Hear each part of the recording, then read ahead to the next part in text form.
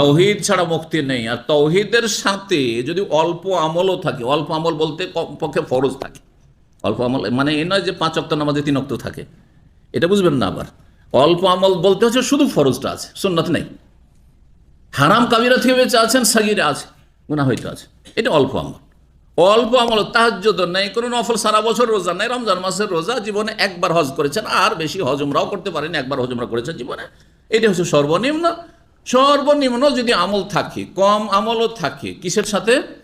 তাওহীদের সাথে, জান্নাত পাবেন, এতে কোনো সন্দেহ নেই, আল্লাহর রহমত হবে। আর যদি আমলের পাহাড় পর্বত থাকে, নফল আমলের শেষ নেই, নফল নামাজ আর রোজা হজ যাকাতের শেষ নেই, কিন্তু তার সাথে শিরকি আকীদা, আল্লাহর জমিন গৌস কুতুবরা ধরে আছে, আবদালরা ধরে আছে। এই কুতুব আর আবদাল আর গৌসে বিশ্বাসী আমাদের দেশে অধিকাংশ মানুষরা, এই শিরকি আকীদা নিয়ে নামাজ রোজার ওহদ পাহাড় আর হিমালয় করে দিল, কোনো কাজ হবে না, কিচ্ছু হবে না, লাভ নেই।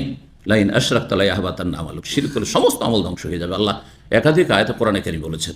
সুতরাং সাবধান, আল্লাহ রাব্বুল আলামিন সমস্ত ঈমান ইসলাম ভঙ্গকারী, ঈমান ইসলামকে দুর্বলকারী, ঈমান ইসলামকে বিনষ্টকারী বিষয়গুলি থেকে, কথা কাজ থেকে বেঁচে থাকার তৌফিক দান করেন।